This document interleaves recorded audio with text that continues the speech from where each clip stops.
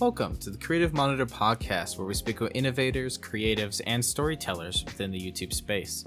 Today's guest is filmmaker Zedd Pratt. Known more widely for his Delinquent Pair series and Halo 3 Machinima Scorched, Zedd has brought on the reputation as a diligent creator in each project he formulates, continuing to perfect his craft as the years go on. During our discussion, we looked over the years of his involvement in Machinima Union, the future of his and the Machinima community as a whole, and his upcoming project of Vespertine. I'm your host, Camden P. Crawford, and thank you for tuning in. Well, welcome, Zedd, to the podcast. How are you, my friend? I'm good, man. Thank you for helping me. Of course, man. It's took us long enough. A while ago, you were supposed to be the first guest on the podcast ever, and then you were supposed to be on the rebrand of it, and now we're here of the fourth podcast of the new year. So yeah, recording in we made it in December. Yeah, but for everyone else, it'll be at the end of January, and so Happy New Year, I guess, to everybody listening. 4 weeks later, and a Merry Christmas. And it is funny because a lot has changed since initially when you were going to do this podcast with me, because we weren't any of remarks close or much on talking terms. We you kind of joined the Innovative Monitor server. We talked about promoting Vespertine at the time that was supposed to come out this last summer, which we'll get into that a little bit later. But as of things have turned around, like, we're now having a close working relationship with you. Grady, myself, and you are working on Regime series, and it is definitely interesting from the point of where we started, where it was just to promote your content, but now you being kind of a critical role in our server and our group as a whole. Yeah, I'm happy. I'm happy to just hang out, and you guys are always, fun loving and just, good personalities, good people to hang out with and just be creative. And I always just really appreciate just the dynamic we have and the work we do, and it's fun, and all is well, and it makes me happy, so yeah. It is nice to get more creatives just working with each other, not necessarily have to be like all owning one channel all together. It's just that we're getting more and more people kind of just collaborating more, kind of like old Machinima days that it feels like a century ago. And because there is fewer and fewer people in this community to actually work and collaborate with. And so it slowly feels like we're bringing some of that back, but only time will tell if that actually stays put.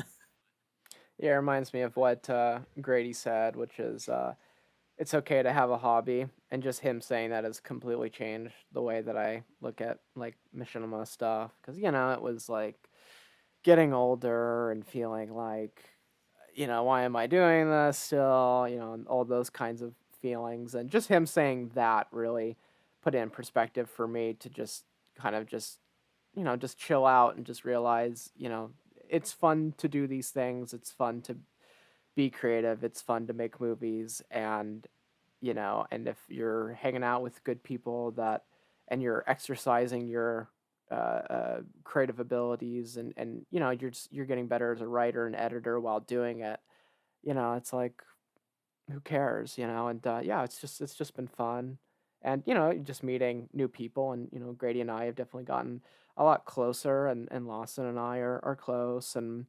I mean, you pretty much said it. You and I have gotten to know each other more, and I think it is definitely fun, it's just fun. When you think of Machinima, a lot of people have a negative connotation to it, whether it's machinima.com, whether it's thinking it's not a real film in any case of it, and so people think they have to grow out of it. But there's also that bit that these are low budget films, because a lot of people are putting money into these projects. A lot of people are putting a lot of visual effects time, a lot of being very particular about their shots. Like, you and Grady just are, to a fault sometimes, just so meticulous about one shot, and it comes out beautiful by the end of it.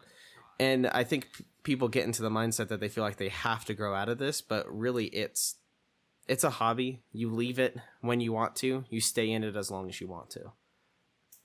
Yeah, yeah, for sure. I mean, the inspiration is always, even if it's not necessarily, you know, I mean, Rooster Teeth is still active, and Red vs. Blue has kind of been dying for a bit, and all that kind of stuff. But just the thought of like, those guys are able to create an entire company and create an income just off of doing Hill Machinima, and it's always just been an inspiration, even if I don't think it'll ever come to fruition. But I've been doing it for so long and been doing it for free, and it's created some of my most favorite and important relationships that I have with people, especially creatively. And yeah, it's kind of, it might be dead in one sense, but personally, it's brought so much. It's just brought so much. I guess I don't know. It's just like love, and it's also brought so much improvement in my strengths as a director or a writer or an editor. It's just incredibly, you know, uh, the value of it. My, my first thought is like someone who doesn't do Halo Machinima, and say they went to film school or something. Um, I truly just believe that they don't have as much knowledge as we do, like at all. And just it's just an incredible tool to really learn filmmaking, and whether or not you're making money from it or whether or not it's popular. I guess at the end of the day, it doesn't really matter. It just matters like if you're getting better, and the couple fans that you have, whether that be your mom or some viewer from the UK, doesn't really matter. It's more so is your work getting better, and are you getting more and more happier with it. And I guess that's kind of the approach I took with Vespertine. Was I didn't think I was gonna make Halo Machinima again, and then the ideas for Vespertine came to me during the time of COVID, um, I didn't think I was gonna make another Hail Machinima again, and then that started to happen, and I think it's my best work by far, and I'm just getting really, I'm just really happy with the way it's turning out. At this point of recording, I'm at like maybe, I don't know, like 80% done. So I'm really excited to get that project out, and see what people think of it. I think it is going to be my best work by far. Wonderful, man. But before we get too ahead of ourselves, of course I do the little intro in the beginning, but how would you describe yourself in the community or a Zedd Pratt film as a whole? What are you known for, and who are you overall? Um, I used to be the Zedd Productions. I changed my name to aZeddPrattFilm um, a little while ago. Um, who am I? I am. Um, I Even as a kid, I always knew what I wanted to be. I always wanted to be in film. I either wanted to be an actor or I wanted to be a director. I was more so on the directing side. I was actually just having a conversation with my family about how when I was really little, they put me into a. I was like really young. We're talking maybe 10, probably less than 10, maybe like 8 or 9 or something. But I was in a play, and it was The Lion Queen, and I played. I forget the monkey's name, but the wise monkey with the stick. I played that character, and there. Rafiki? Yeah, I played that character, and what was funny was I was like part of that, but I didn't know. And then it's like I'm in the car, and it's like I'm going to the like the day of like the big like recital, which all the families are gonna watch, and I just learned my lines in the car. and I guess I did a really good performance. And anyway, so I just I always kind of knew like what I wanted to be. I remember like making movies with action figures when I was younger, and and like, like moving their heads around and like, making them walk, and from there I kind of got into animation a bit. And I guess that's kind of where that connection with kind of Halo happened. Was my uncle, um, he showed me Red vs. Blue, and I was really young, like really, really young. I shouldn't have been watching it, you know what I mean?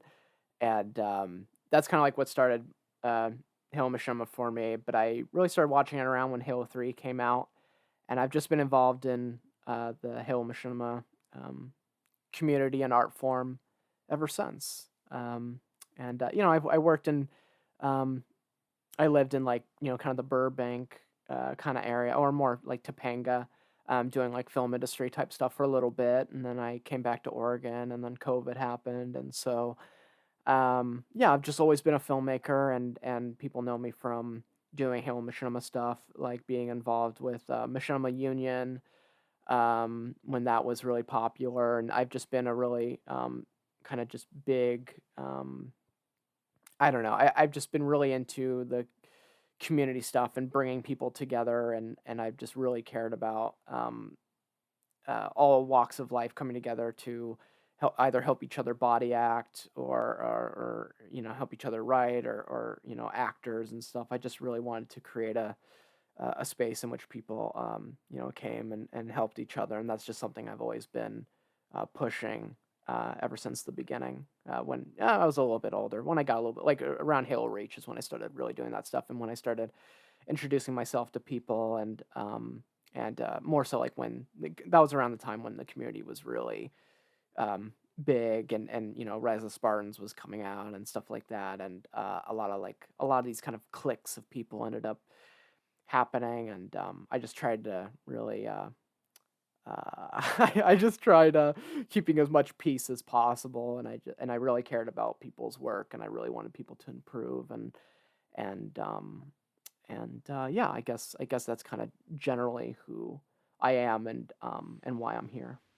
And you've been very involved with the Machinima community for a very long time, being, like you mentioned, the Machinima Union, but being a part of different people's projects just as someone in the background kind of helping fine-tune certain things of scripts, or like saying, correcting things, maybe even in a YouTube comment section saying this is not a good idea, this is a good idea, keep pushing for this.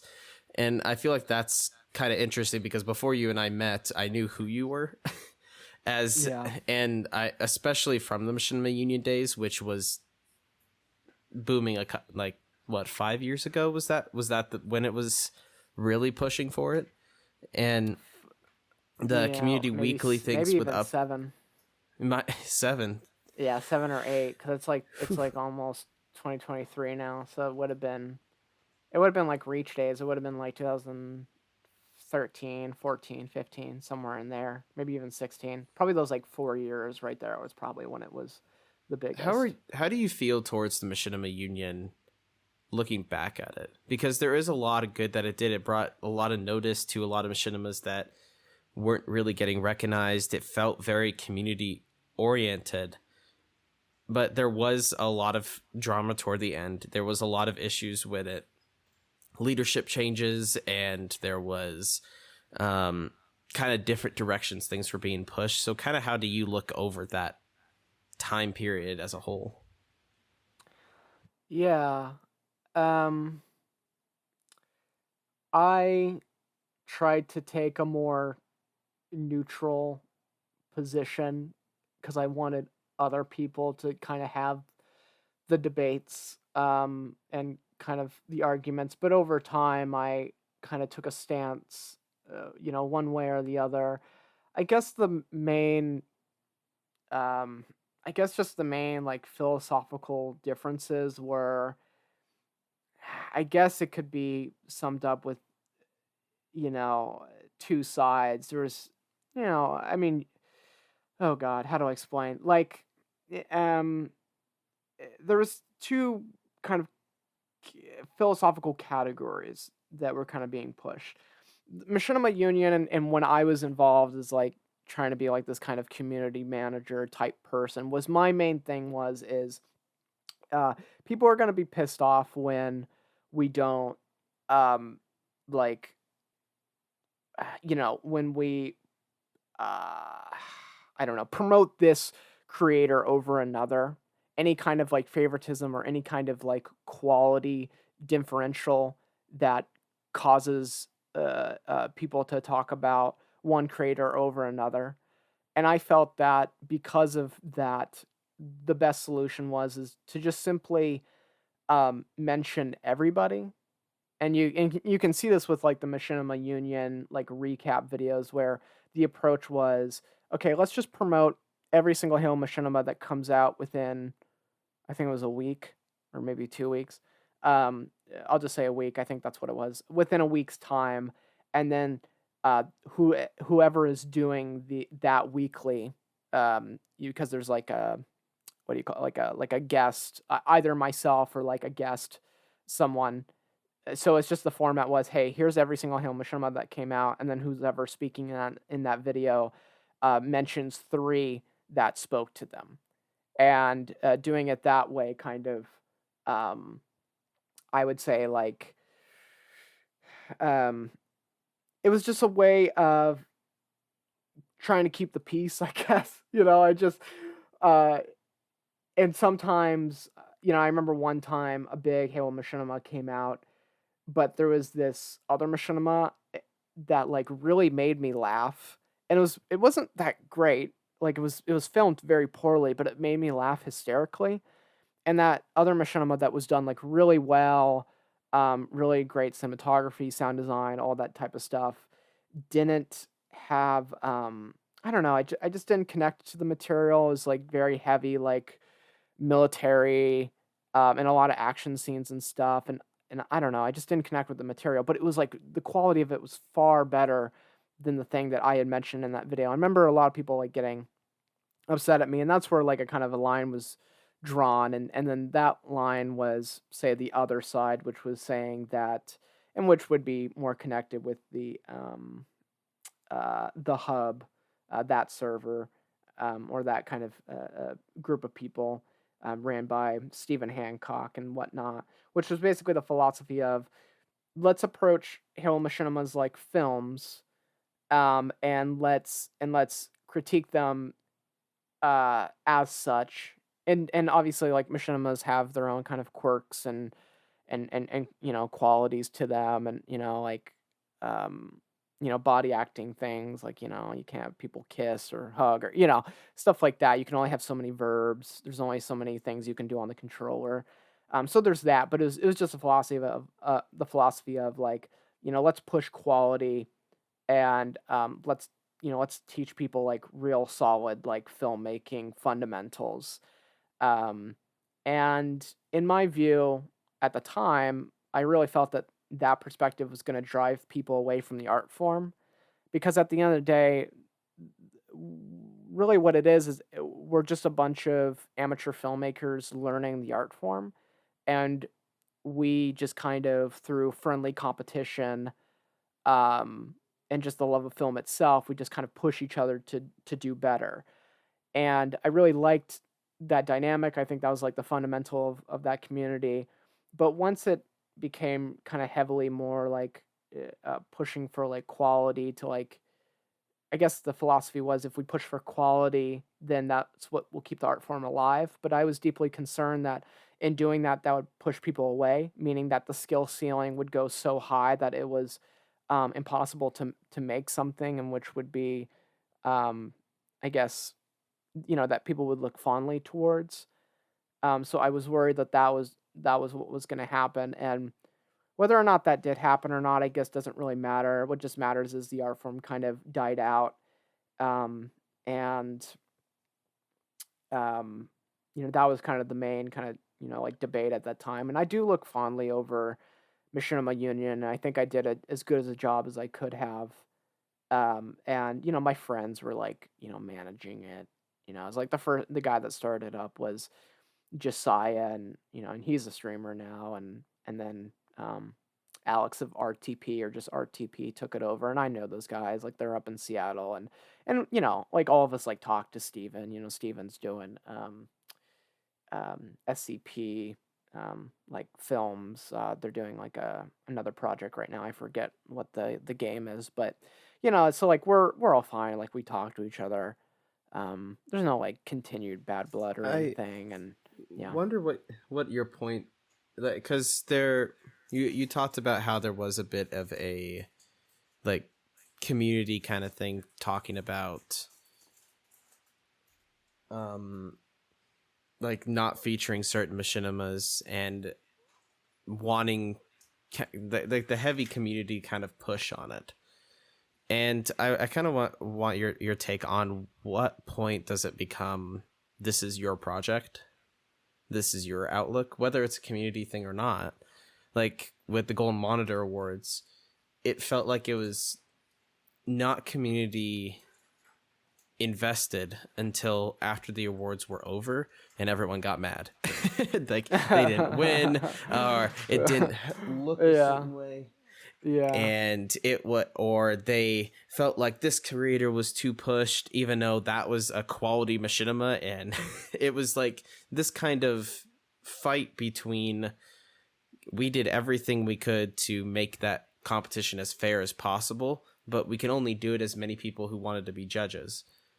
And so with that, with like your aspect, how much community criticism did you allow in, and would you have changed your outlook on how much you did let in going back? Well, I guess if I recall, it was quite a while ago now, but I guess the thing was is that um it was like really it was like, yeah, it was like really involved with like building the community, and a lot of people came together, and it was like really great for a bit, and then something happened in which people were just felt like that they weren't given a fair shot, or something. And so that's why with the weekly I was like, okay, let's just we'll just promote at the bottom like every single machinima came out, so at least you're mentioned in that capacity. And we were really good about that. I'm really proud of how that worked. And we did several weeklies. Like it wasn't like we did like a couple and then it didn't work out because the workload was too big. Like we did, I think it was like 10 or something. So we did like 10 weeks of that, and we were doing pretty okay. And then like I said, like whoever was the guest was, whether it be like me or Joey from RTP or whomever, would pick the three that they liked, and then they would talk about those. And I think that was actually pretty fair. I think everyone was pretty okay with that. I think where it started to go awry, which is the example I gave earlier, which is I chose like a machinima that made me laugh compared to a machinima that's like quality was like far greater than it.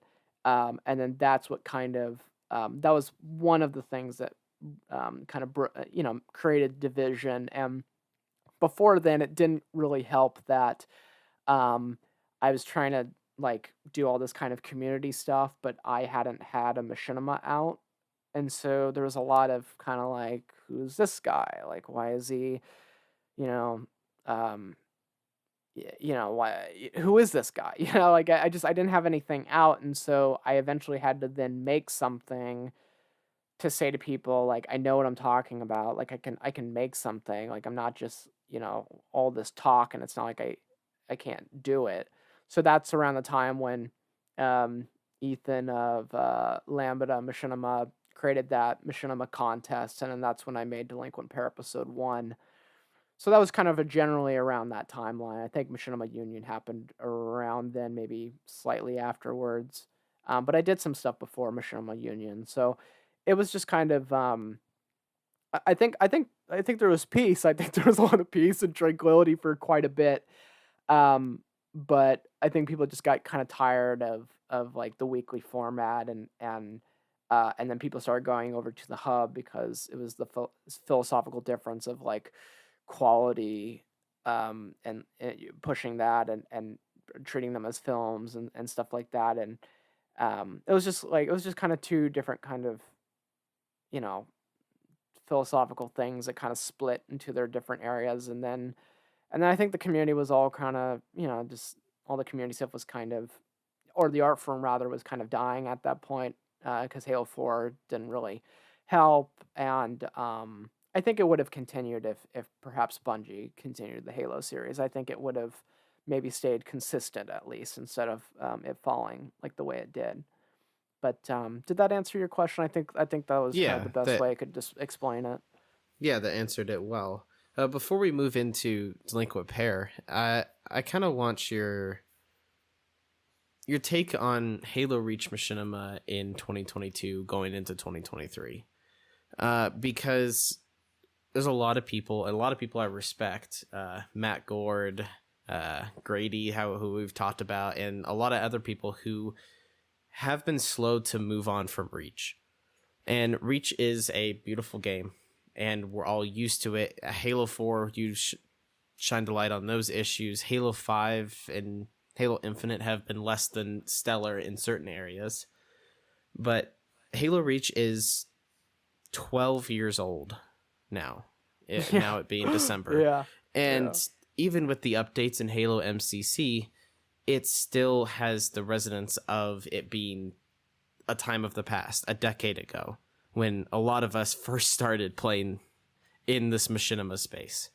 Like, and you've done things with like Vespertine where you've gone back to Halo 3 and it's felt different because you're using Halo MCC. Halo 3 hasn't been done in a long time well. And so it feels refreshing. Halo Reach never has had that period because we got to Halo 4 and someone like Lazy Bunch would stay there, but no one else would. You go to Halo 5 and someone like Mateo Arts would stay there, but no one else would because the Forge was too complicated, the armors were too hard to get. And then we get to Halo Infinite and we have its own bundle of issues. At what point do you think that Halo Reach just needs to be moved on from completely?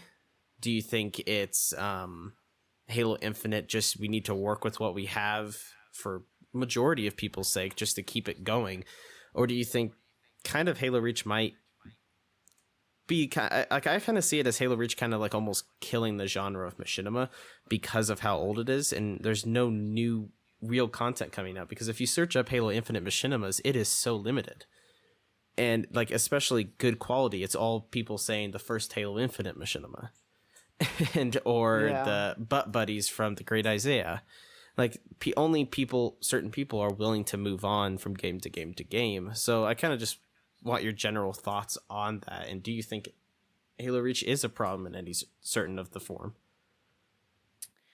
I think certainly MCC gave it new life, especially with Halo 3.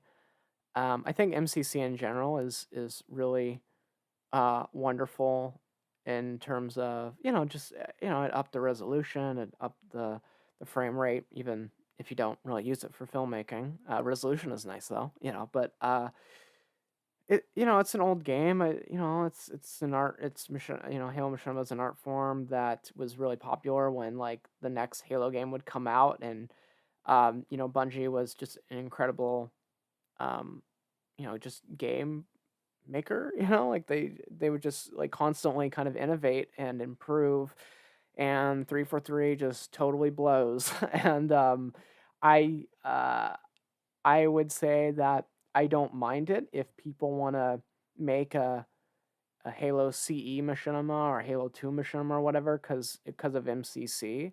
I think if MCC didn't exist, I'd be like, okay, it's time to like, just like even quality wise with resolution, it would be like, okay, we can't keep doing this anymore. We gotta use Halo Infinite. It's time. But I would say MCC has definitely given it, new life. And I wanted to do Vespertine in Halo 3 because I did Scorched in Halo 3, and I really enjoyed doing that. It was a very simple project. It didn't take very long, and I had never done. I did like Halo 3 Machinima when I was like a kid. They never came out or anything because I didn't have a capture card, so it's just like, watching like Digital Fears like video, and it's like, oh, you need to get a capture card and all this stuff, and you end up just watching that video a couple times over and not even actually getting the thing you need because you're 12 or whatever. But Yeah, no, I think MCC gave it a new lease on life, and I say if you want to use that Halo, go for it. But on the other hand, I do think it's time to move on, and I think now that Forge came out for Infinite, it's Infinite still has its uh, limitations is fine and all. Machinima is rewarding and fun with limitations because getting around them and figuring it out is like what makes it um, is just part of the process. But Infinite is different where it's not necessarily limitations, it's bugs. And that's what the problem is. It's not necessarily the game, it's the people who made the game. And they have to get it together in order for us to even be able to like put our weapon down. It took a while for us to even get that. So and it still kind of doesn't work. So I do think it's time to move on, but we can't move on if they don't get together either. But I do think if Halo did get, that's the thing, man. Is like Halo Infinite, like Halo got popular for like a hot minute. Again, it was like really exciting, and then it died down really quickly, and that was just because the game was, It was incomplete. yeah, it was just really We only rough. had multiplayer. We didn't have Forge. Custom games didn't work. We couldn't make our own game modes. There was nothing there to really push the game, and Machinima community didn't. If all they had was weapon lowering and a somewhat working theater when a game launched, the game would have lasted at least 6 more months. Yeah, But we would have figured it out. yeah, Yeah. I mean, we're figuring it out now when Forge just came out of a workaround because they won't give it to us, even though it's in the code. And if we were doing this workaround back when the game came out, I think it would be a lot different. And I think that is kind of the hard part with working in the 343 era of Halo. Like, I know all those people at 343 are working hard on the game. I know that they are dedicated to it, but I do wonder if those are the right people to work on it, because they've had Halo 4, Halo 5, Halo MCC, and Halo Infinite all kind of have butchered launches. And we haven't had the basic tools that we had with Halo 3 and Halo Reach. And I think that's the main problem. Yeah, agreed. But I think it's time. I think it's gonna happen. I think it's moving. I think this year, I think Infinite Machinimas are gonna come out. I agree. I think it is time to move on. If you want to use those games, totally fine. I'm even thinking about a project in which I'm using Halo Reach, but I think it's time to move on to Halo Infinite with its popularity and eyes on it. I say just do you. I think if you were like doing it on Xbox 360, I would say fuck that, don't do that. But if you want to use MCC or if you want to use Infinite, go right ahead. I think once someone shows what is possible in Halo Infinite, when you take a little time, I think that's what will kind of launch it forward. Because Halo 5 really showed what was possible with Forge and what you could do with it. So, like, day one, Forge comes out in Halo Infinite. Beautiful maps are being made just off the bat. And I think that's kind of the same thing that needs to happen with Infinite. Halo 5, it took way too long to develop a good quality machinima. Like, and I enjoyed projects like Shift 2, but projects like those Halo 5 took way too long to fruition, and people just went back to Halo Reach, even went back to Halo 4. And so Halo Infinite, I think at the start of next year, if there's a couple good Halo Infinite machinimas that really launch it, I think we really could have its own mini renaissance of Halo Infinite machinima, and maybe it actually will launch it into the future. But on the kind of jumping on the Halo Reach train, one of the first machinimas, of course not the first one, but the one that really became the staple of your channel, Delinquent Pair, with the first episode gaining over 15,000 views, and three episodes of that series really becoming something a lot of people look back on fondly. I find a lot of people who look at it, like, maybe not to the scale of Rise of the Spartans, but it's like it has a certain charm to it. Almost like Catalysm from Mike WB or Defense of Earth from Evan Royalty. So how do you look back on that project as a whole? Um, I yeah, I think it was um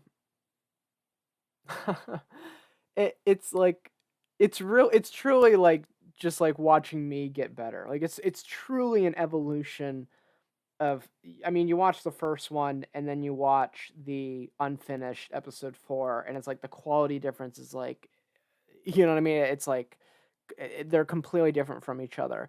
And so you can see like the evolution of like me as like a filmmaker and like that way. But in terms of like just like what I'm proud of, I'm proud of um I don't know, like I'm proud of it stylistically.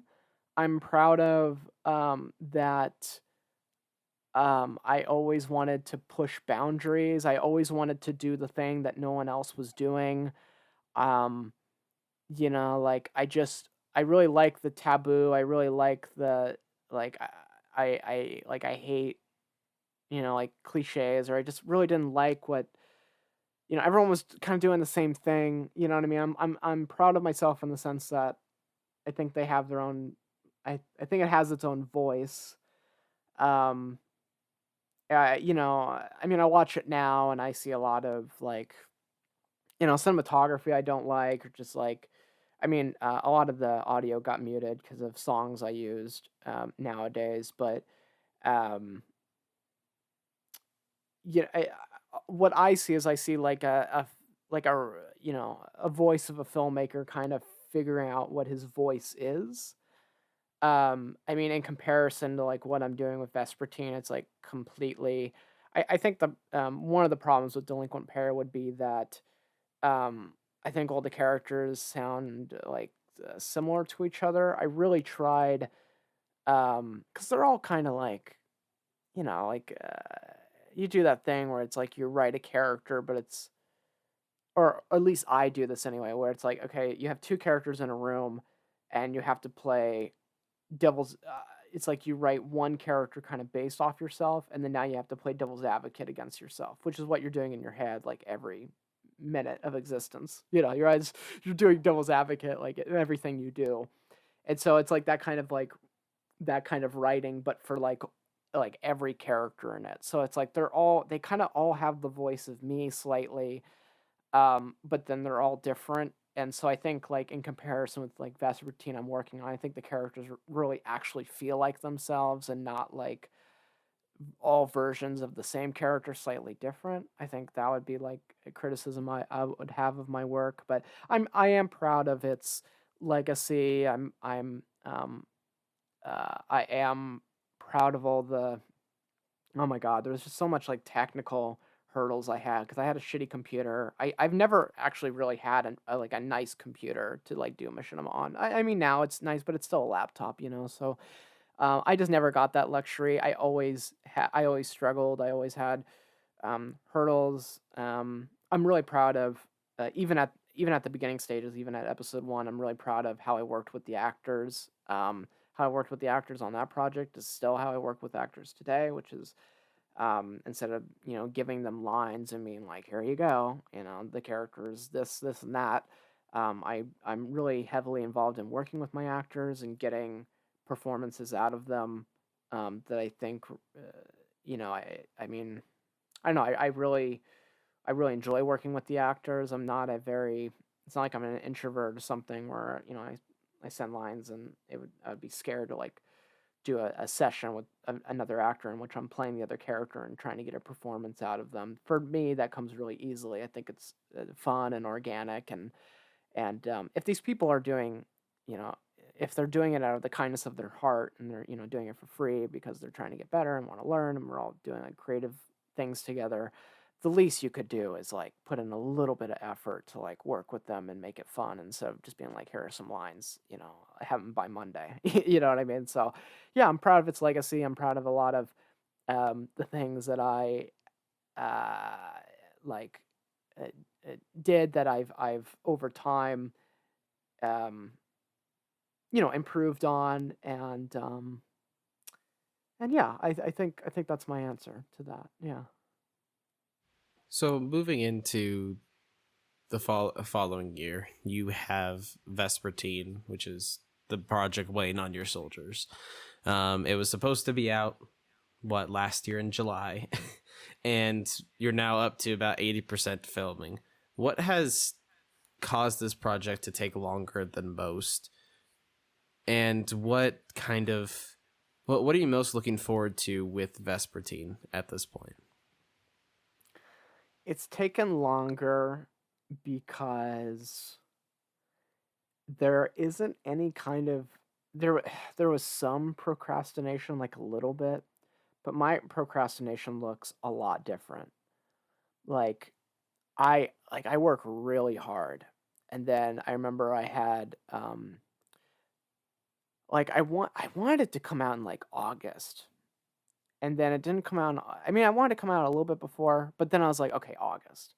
Then it doesn't come out in August, and then I'm like, okay, September 1st. That's my birthday. That's when I'm gonna have it out. It doesn't get to September 1st, and I just took October off.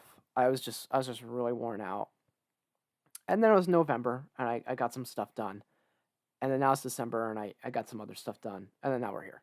So um, I it's really close. It takes me a while to. It's not as if I'm not working. It just takes me a really long time to get a scene done. And it's not any kind of thing where I'm editing a scene and I'm like, this I'm gonna restart, or it's not like I'm not getting the right shots I want. It's like I have everything I need, and I know what my vision is, and I do get there. It just takes me a little bit. I think it just takes me as like twice as long as. That's kind of how I've been all my life. Is that it takes me like twice as long to learn something. I do learn it, but it just takes me like twice as long. Um, so I have a vision, and I've been really happy with what I've gotten done. Like it's truly getting there. I really do think it's my best work. I think it's a fucking damn good machinima. My approach was I wanted I wanted to make a Hail Machinima, but I wanted to make it in the perspective of like an animated film, where I wanted to make a Hail Machinima so good that I could put it in the animated film category for like film contests, and it would be accepted. That was kind of my approach. Is like I didn't want to make a machinima. I wanted to make a machinima, but approach it like an animated film. And originally, it was going to be like half an hour, and then I talked with a buddy of mine named Luke. Luke and I go way back, and um, the script was like lacking. Well, or rather, it wasn't. It was lacking not in the sense that what was on the page. It was that it just needed more. So I wrote a whole lot more, and now it's like it's probably going to be an hour plus. Um, yeah, and what's left currently is just some scenes in which involve a lot of body actors, like two or three of those. And then I have to do all the sound design, and and then maybe some lines redone here or there, and then it's done. So it's really close. I just think it's gonna be really fucking good. I just like I just I you know I just wanted to make something really really good. I really just wanted to just fuck it. It was it's kind of how it was back then, where it was like friendly competition, where it was like someone would come out with something like a machinima, and everyone would be like, "Oh my god, did you see so and so? It was so good. Like he did this and that. This other thing he did was incredibly creative." But there would be a lot of that talks, and then that would inspire each other to do better. And that was like my other kind of thing was like I hadn't made machinima in a while. It was like maybe I don't know 3 years at that point or two, something like that. And then I didn't think I was ever going to make machinima again. And then the idea hit me. And then what they were doing with MCC Halo 3 with all these like new armors and new maps, and it just really came together. And so that was kind of the same kind of philosophy. Even if that community isn't there anymore, like that kind of dynamic isn't there, it's still the philosophy of like I want to make something so fucking good, that I just want to blow everyone's socks off, and I want people to be like, motherfucker, like I gotta make something, like I just really wanted to do really it's by far my best script. It's I mean, I have Halo 3 has its difficulties, such as the turning animation. So I think, on the one hand, I think episode 4 of D Pair, Unfinished, that's on my channel, I think that had a lot of really great kind of body acting and kind of editing of movements. I think I was really happy with how that turned out. I think that's actually technically my best editing, because with Halo 3, I can't really show people turning. Halo 3 just has its difficulties, and so it's limiting in that way. But I think, just with Halo 3, I think I've just approached it the best way I could possibly do it.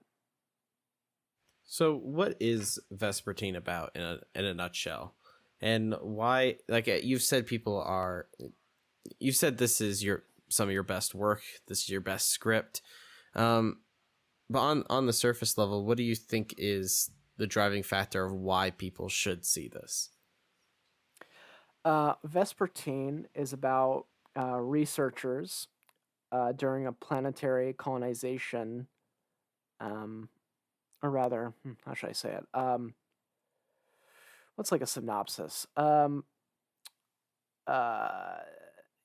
just researchers during a planetary colonization like process. They get involved in a conspiracy that threatens the longevity of the project, and it's not. And I'm not really heavy on plot. I'm not a huge plot person. I'm more so on character. So really, it's more so a relationship story. It's also a story about grief and death, and kind of, I guess,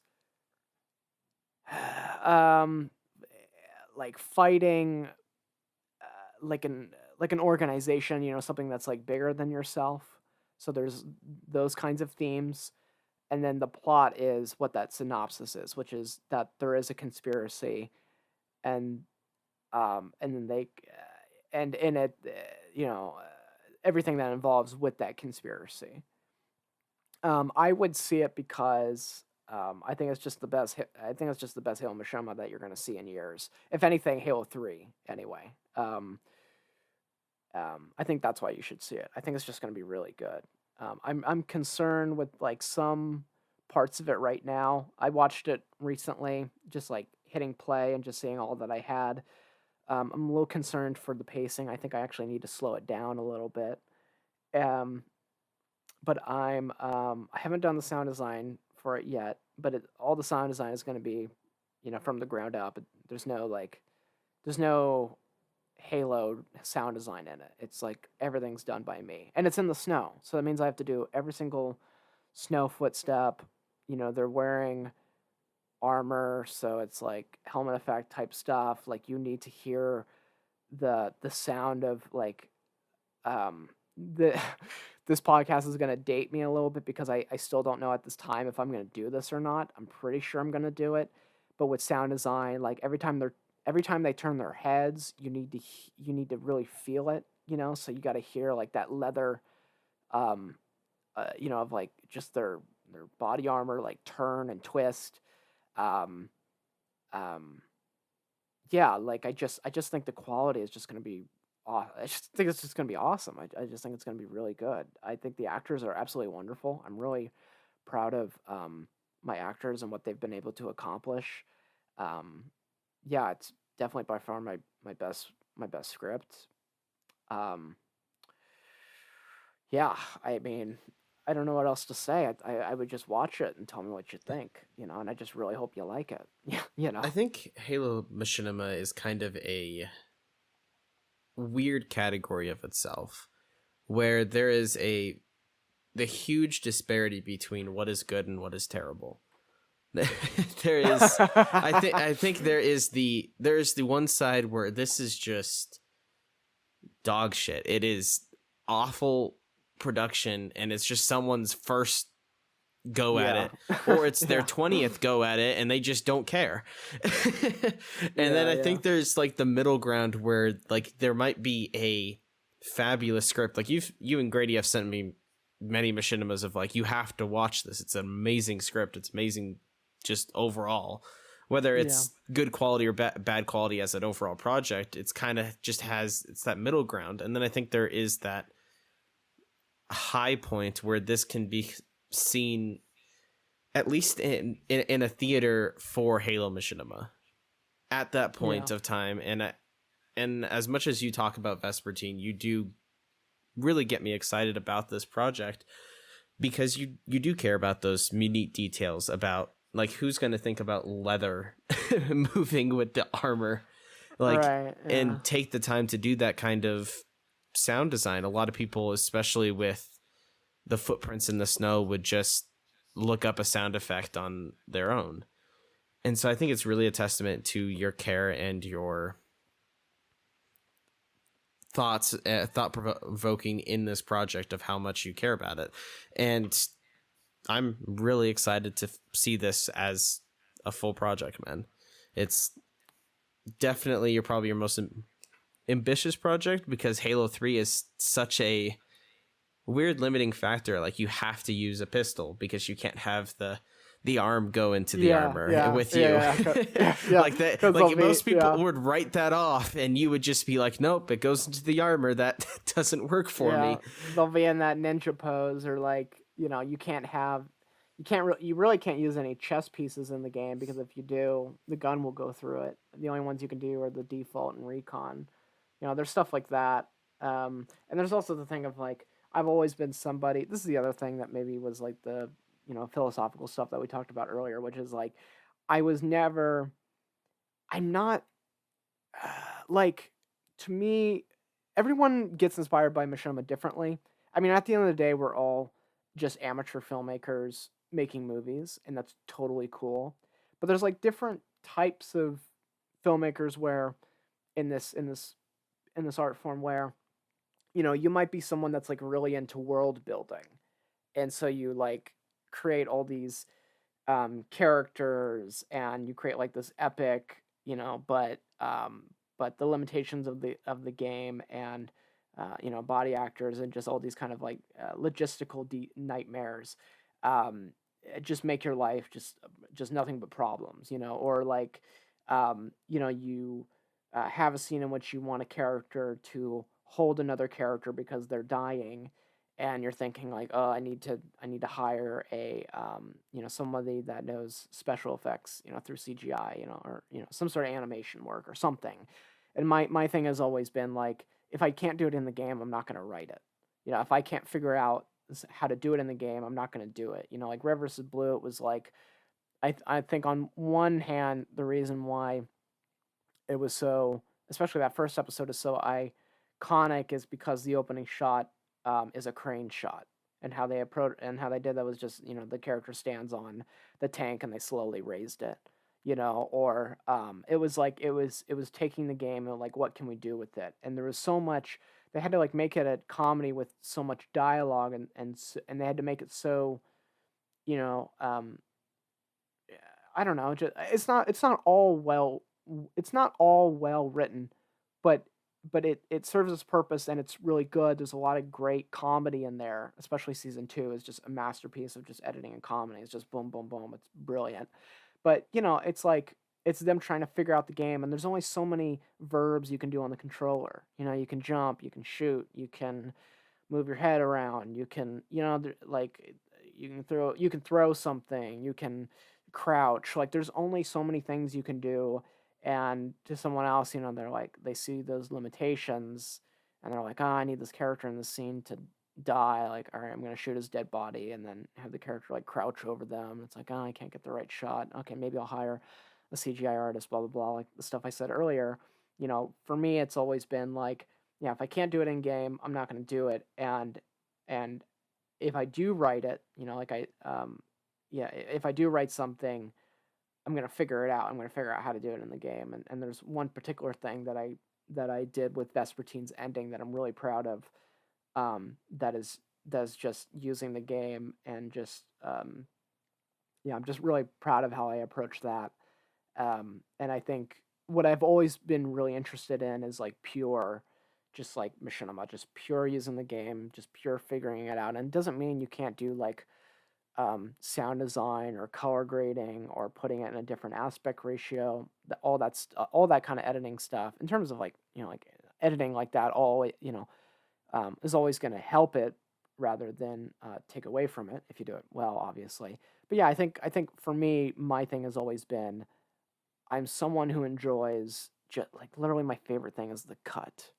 I just love the cut. Like just having two people in a room talking and just cutting that. Like that's what I enjoy. I don't enjoy like yeah, I don't enjoy any of the other like bullshit that I have to deal with. Like, oh, I'm gonna have like this huge fight scene, all these like CGI characters, and it's gonna go from that to machinima. I just think I don't know. I just think that's a nightmare. I just wouldn't want to do that. I don't like. I don't want to rotoscope. I don't want to. I don't like living in After Effects. I like living on Premiere on the timeline, just shot, reverse shot, and dialogue. That's what I like. When you see other directors use animation, like it's become very with Halo 5, compositing has become a major factor in recent machinimas. When you see that, when you see animation, when you see lots of lights and visual effects, and do you see that more as a gimmick? Do you see that as maybe a director not working with what they have, or do you think do you take it for what it is and you're like a good story is a good story? Um, it pulls me out of it quite a bit. I mean, I feel like a hypocrite for saying that because like when I think of like Red versus Blue and like what they did with Monoome, um, it's slightly different because like it's like it was earned because they did like season 1 through 7 without any of that stuff, and yeah, they would do like kind of shitty like Photoshop work, like if they had like a I don't know like a I don't know they had like a I don't know like a broom and a mop or something, they would like like kind of Photoshop it into the scene, or like a skull on Blood Gulch or something. I don't know if they used. I think they had to like. I don't think there was a skull on Blood Gulch or something. I think they had to um, After Effects that in or something. Actually, that's another example. Like in Blood Gulch on season 5, I think it is, or the end of season 4, it's like the Pelican ship comes down, and they can't have a fucking Pelican on that map, but they like made it work, and then they just use like other maps to show the interior of the Pelican. Like they get creative about it. That's what I like. And I don't mind if you do like a little bit of that stuff, but it was like with Red versus Blue, it was like, yeah, what I'm trying to say is through like season 1 through 7, they didn't do any of that animation work, and then with season 8, it's like it was earned. And Monoome was such just a really great animator that like you kind of look at it now and it's a bit dated, but it's still um, characteristically through his animation work just really great, and it can kind of wash over you a bit and you can just kind of get into it. I think a good example of that is like the avalanche sequence in season 8 with Tex, the meta in Washington. I think that stuff still holds up, and it's like there's a bunch of silly shit, or there's like um it's all kind of done. It's intense and it's aggressive, but there's also like the tech stuff where it's the reds and blues and Foundry, um, and it's all like bombastic, and a lot of stuff is played for jokes, and it's just earned, and it's like you can do animation work easier than ever, and the tools are there. But it just feels like the lighting just never matches. For me, it's lighting. I think that's what it really is. It's just like the lighting never truly matches, and it's just kind of not done very well. Yeah, I think it's just a crutch. I think it limits.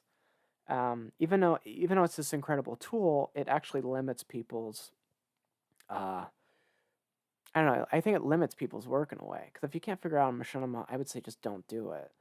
I would just either make a machinima or make something animated. I would say don't do a cross. I think it's just too. The stark difference between the two is just too great. You know what I mean? Yeah, definitely. And I think it definitely depends on how you use it.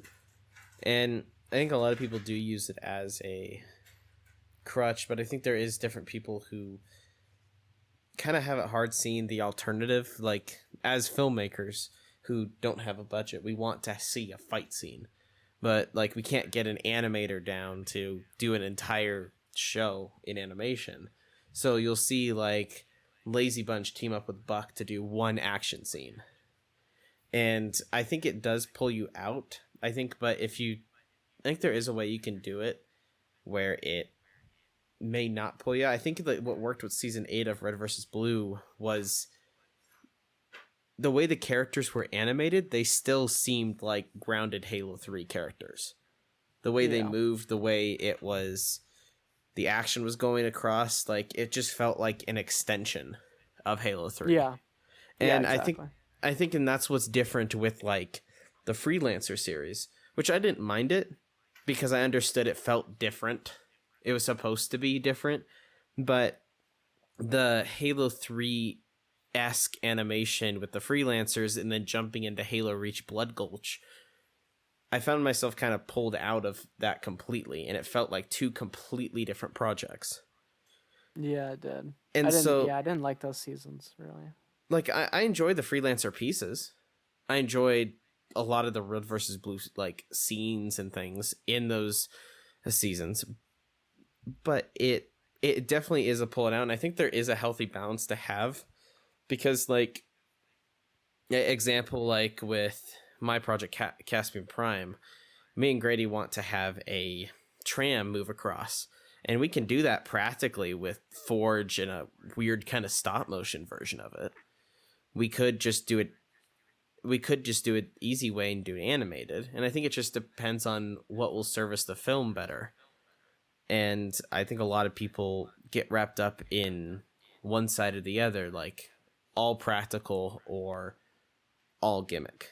Like the Dawn of the Titans, it was pretty much a heavy gimmick on the lighting, on the lens flares. But that was his thing. So, and I think that's just kind of where we go with Machinima kind of will tell with having a healthy balance. And I kind of, to wrap things up with this, is where do you see the realm of Machinima going? Do you see, like, with what you can do in Halo Infinite, what's possible with compositing, what's possible with just practically now in the game?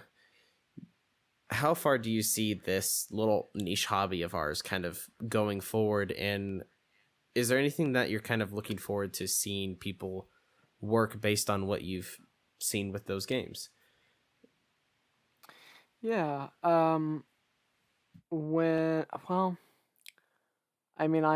filled with Infinite Forge, and it's really difficult to me. When I was using Halo Reaches, I remember from Halo 3 to Reach was quite the difference, and I did find it frustrating, but I kind of, I eventually got it, and I think I became a really good Reach forger. But then I didn't. 4 was just kind of Halo Reach, and then Halo 5 there was a lot to it. It was really difficult. I played that game all that much, so I didn't really get into it. I did see some Halo 5 stuff that was like really great with Forge. Machinimas that you have mentioned in other podcasts and whatnot, that are just really, in terms of Forge, just like really believable. In regards to that, and Infinite Forge is really difficult. I'm kind of in that wheelhouse where it's like, if you don't know how to do it, find someone that knows how to. And that was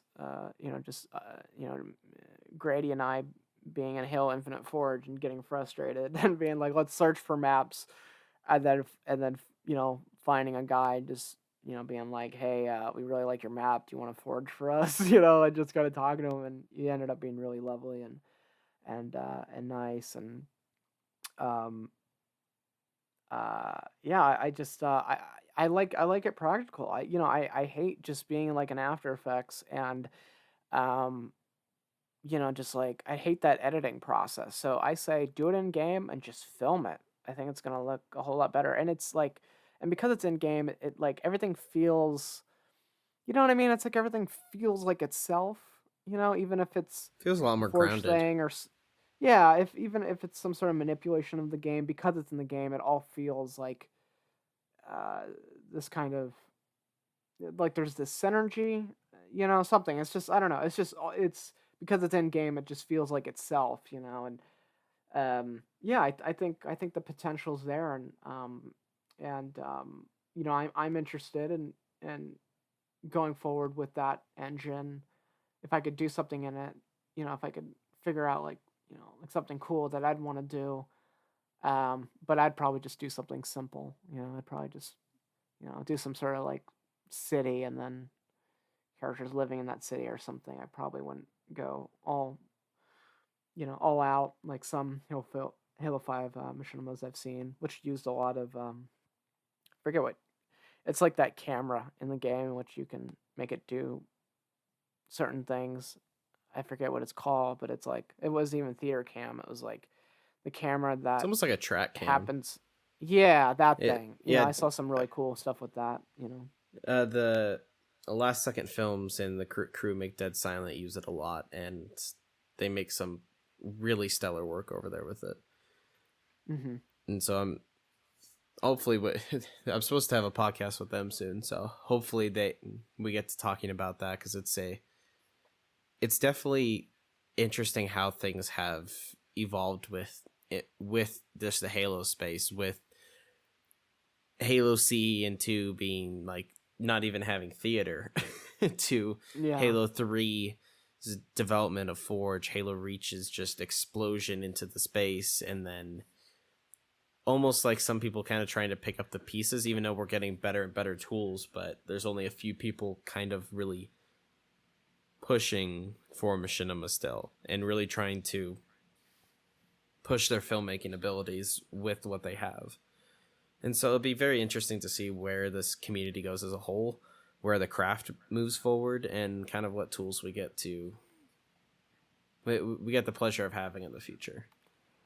It'll happen if we just get a good fucking Halo game. But I think Infinite's getting there, and I think it'll happen. It's a lot slower of a transition than it used to be. Most definitely. Well, thank you, Zedd, for doing this podcast with me. It's been a pleasure to have you on. Thank you. Where should people look you up? Yeah, you can find me at aZeddPrattFilm on YouTube. That's where you'll find all my machinima work. Yeah, I mean that's kind of it for that. I mean I have some filmmaking type stuff on there, some like camera tests and some lenses I had purchased, and I do stuff like that on the channel as well. I haven't really made a video in a while, but Vespertine will be on that channel. You can check out Innovative Monitor. Which is what this video is on. This channel has some videos that I've done for Innovative Monitor, such as the Beauty of series and some little comedy shorts that I've done. I'm trying to think what else. I have my Instagram. That's photography related. I don't know if anyone would be interested in that. If you are interested, that would be at aZeddPrattPhoto. Yeah, that's it. Awesome. And well, again, thank you for joining me on this podcast, and I'm glad we finally got to have you on. Thank you. I appreciate it.